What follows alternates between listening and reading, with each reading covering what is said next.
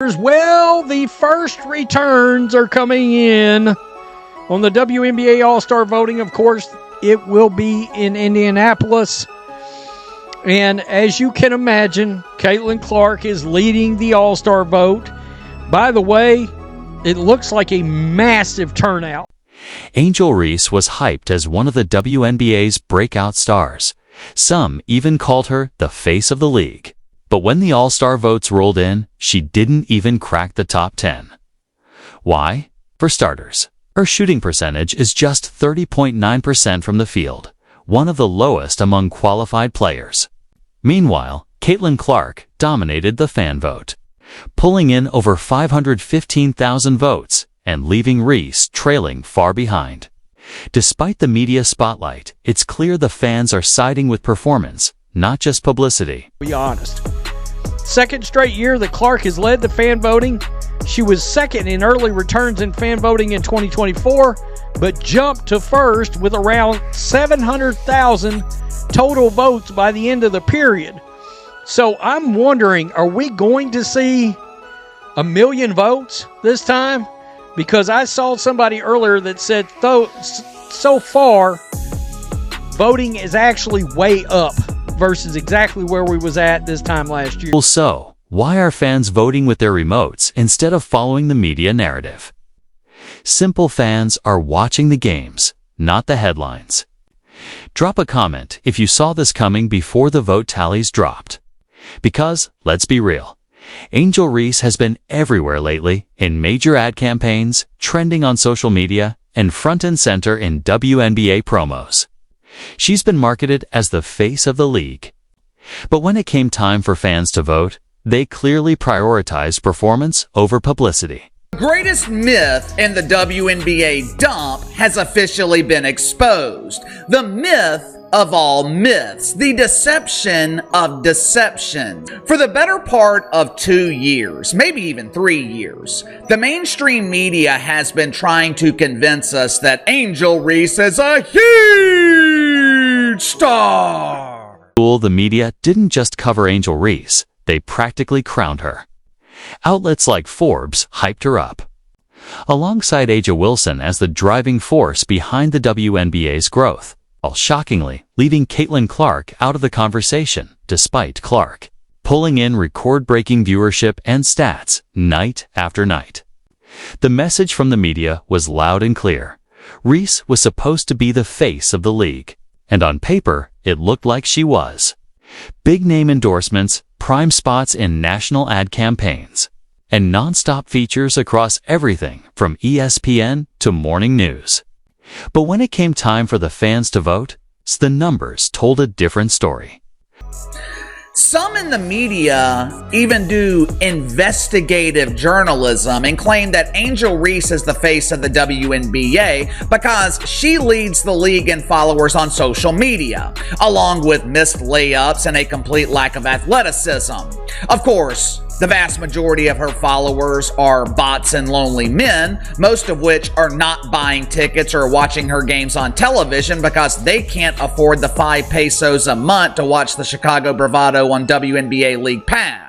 Yet, even as her on-court performance lagged, the WNBA's official channels continued promoting Angel Reese, showcasing her college highlights, centering her in interviews, and treating her like the league's next breakout star. Everything was lined up for a superstar launch. Brand deals, media narratives, non-stop visibility. And it wasn't just the league or sponsors pushing the story. Reese herself embraced the spotlight. In interviews, she boldly claimed she was the reason people were watching and that her legacy would be long-lasting. But despite the hype machine working overtime, fan voting told a different truth. People are talking about women's basketball, but you never would think that we'd be talking about women's basketball. People are pulling up to games. We got celebrities coming to games, sold out arenas. I know I'll go down in history. I'll look back in 20 years and be like, yeah, the reason why we watching women's basketball is not just because of one person. It's because of me too. Her bold personality and outspoken nature made her a media favorite. Every quote was a headline. Every moment a viral clip. She wasn't just marketed as a player, but as a movement, a symbol of a new wave in women's basketball. But then came the reality check. When All-Star vote totals dropped, the scoreboard told a different story. Despite non-stop coverage and relentless promotion, Angel Reese didn't even crack the top 10. Meanwhile, Caitlin Clark topped the charts with 516,000 votes, a massive gap that couldn't be ignored. Fans spoke clearly, showing they weren't blindly buying the hype. They made their own calls, and those calls didn't match the headlines. And there's a supposed, people keep telling me, supposed second most popular player in the league that doesn't look like the second most popular player at all. And in fact, a rookie I have been touting that is playing better than Angel Reese, Kiki Arifin. Well, basketball fans are showing up, and they have got her voted ahead of Angel right now. Angel is not in the top 10. So, why didn't the media push translate into fan support? Simple. While Angel Reese dominated headlines, Caitlin Clark dominated the court. For every glowing article praising Reese, Clark was out there lighting it up with performances fans couldn't ignore. Reese's spotlight felt fueled by reputation and media momentum, but Clark earned hers through game-changing stats. That Forbes article, it positioned Reese as the driving force behind the WNBA's growth, and conveniently left out Clark altogether. But fans aren't buying curated narratives. They're watching the games, seeing who really shows up, and voting accordingly. In the end, performance spoke louder than publicity. According to Forbes, Caitlin Clark is not responsible for elevating this turd into the mainstream. The ladies responsible for elevating the WNBA are Angel Reese and the unknown face of the Las Vegas Anonymous Faces. This gap between media hype and actual fan voting says a lot, and not just about basketball. It's about trust. When fans sense a story is being pushed rather than earned, they push back. People want authenticity, not media-made stars. All that branding, the interviews, the features, none of it could get Angel Reese into the top 10 in All-Star voting. That's not a coincidence. That's the fans speaking loud and clear. Performance matters more than PR. You can't manufacture greatness. It has to be proven on the court. Enough to tell you where Angel Reese's place is. Well, it's 13th place. And I can tell you right now, Jonquel Jones ought to be ahead of her. Let's break it down beyond the hype, beyond the marketing. Angel Reese is a dominant rebounder, no doubt. She's averaging double-digit boards per game, often outworking veterans in the paint. That's elite. But once you zoom out, things get complicated. Her field goal percentage sits around asterisk 30. 9% one of the lowest among WNBA rookies getting serious minutes. Her scoring efficiency, inconsistent. Her assist-to-turnover ratio, not great either. And when it comes to impact, plus, minus. On-court efficiency, team wins, she's not topping any charts. So while rebounding is a strength, the rest of her game hasn't caught up yet.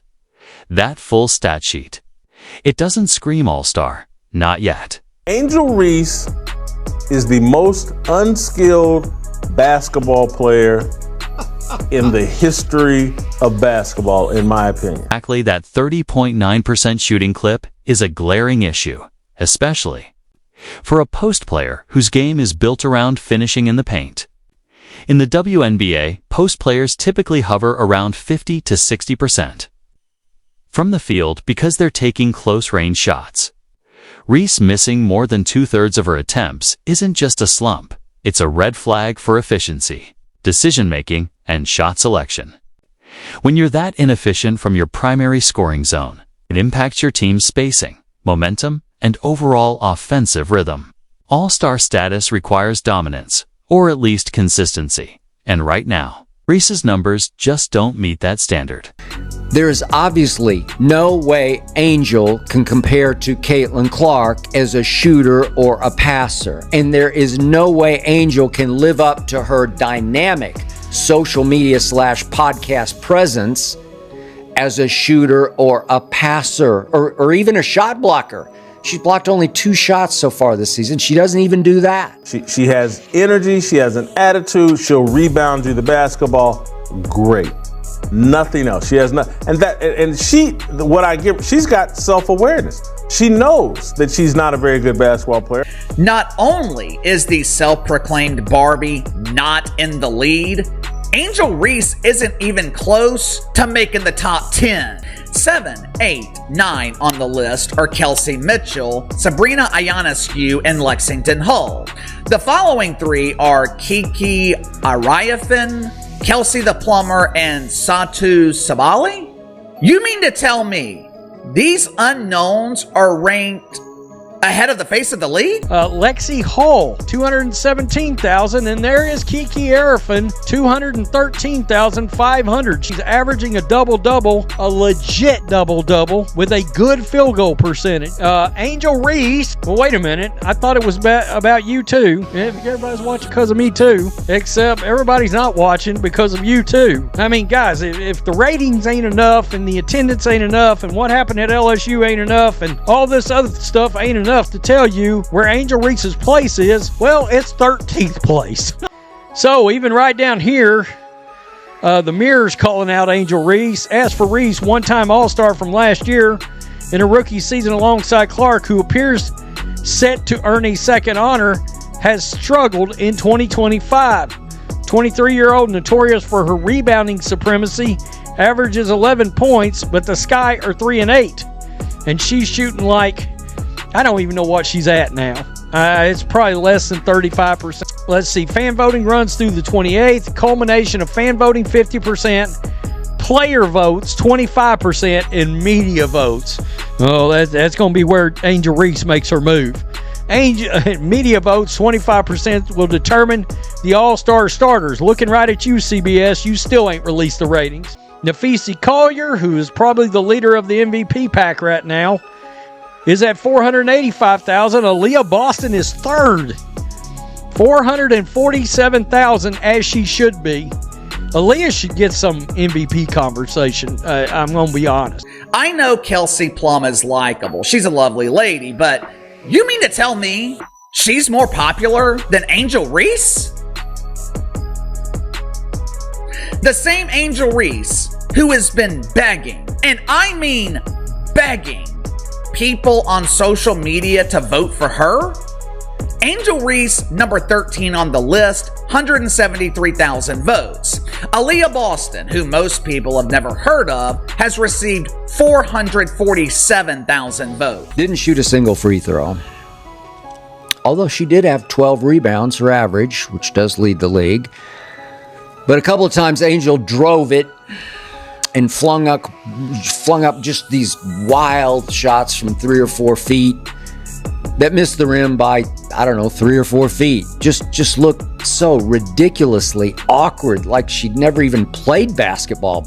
These numbers are 100% accurate, and Angel Reese is the 13th most popular player in the WNBA. This probably means she will not be a starter in the All-Star game, which would make sense because Angel Reese shouldn't be a starter for a regular season game. This All-Star vote wasn't just about one player, it was a statement. Fans made it crystal clear. Performance matters more than promotion. The gap between media hype and fan reality has never been wider. Angel Reese, despite all the branding and headlines, couldn't break into the top 10. Why? Because fans aren't buying hype, they're watching games, looking for substance, and rewarding real impact. This vote sends a loud message to the league. You can't manufacture superstars. Will the WNBA rethink its marketing strategy? Will Reese elevate her game and prove she belongs at the top next time? Or is this hype train already off the rails?